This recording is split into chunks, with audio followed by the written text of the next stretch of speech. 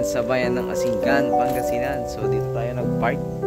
Ayan, kasi yung pupuntahan natin is single lane lang na property. Rice land along irrigation. So irrigated rice land.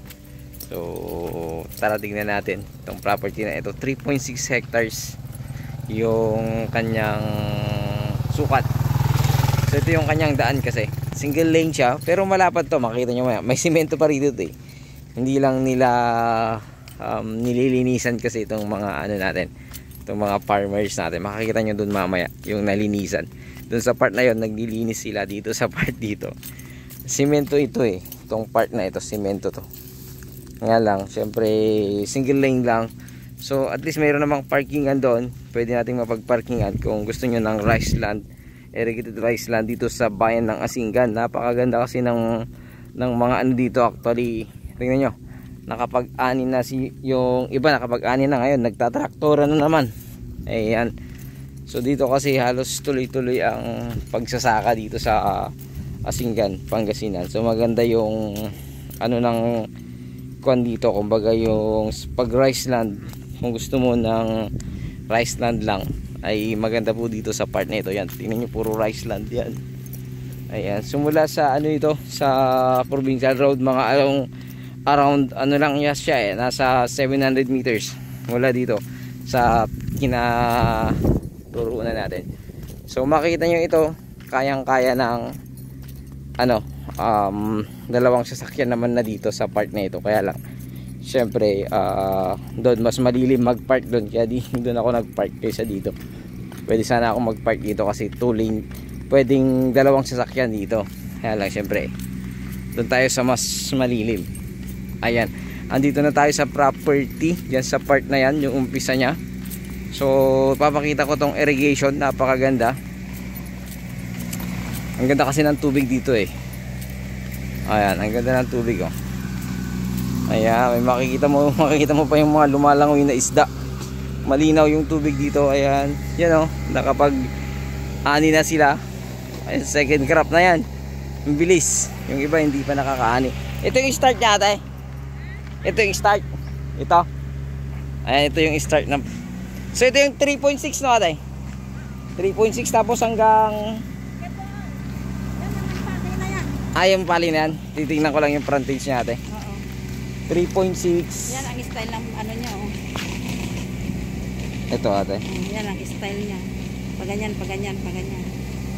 Merong kon sa gitna no. Pero ito 3.6 hectares tapos ang frontage niya hanggang doon. Ito kasi sir, sige mamaya ko na. So ayan, kukunin natin yung buong details kay ate. Tingnan ko lang tong frontage niya. Kasi iniwan ko yung sasakyan doon para ano. Pero maluwang naman to, malapad tong daan dito sa mismong property. Pero doon sa bungad kasi hanggang siguro mga at least 600 meters or 500 meters. Single lane talaga siya. Na cemented road naman, kaya wala namang may problema. Malapad din no kuya. Nasa 50 rin yan no. 50 metro, 50 meters frontage. So along irrigation to kuya, may irrigation din sa likod. Pero kasi ano yan eh. Irrigation yan eh no. Yung kakawin na yan. Irrigation yan ah. Malaking kanal yan. Oo. Katulad nitong nasa likod natin no. Oo, naiyan na yan, naiya. Yan, ano na yan. So lahat naman kasi ng property dito na rice land, meron kasi siyang labasan ng tubig from irrigation no kuya. Ito mag-aani na to, ang ganda ng ano ng palay niya oh. So 3.6 hectares. Oh ito kuya, irrigation nga pinakita ko kanina eh. So yan oh, nag-aani na, nag-ano na ulit. So 50 meters frontage. Tara kaya ate, tingnan natin kung ano yung mga ibang details nito.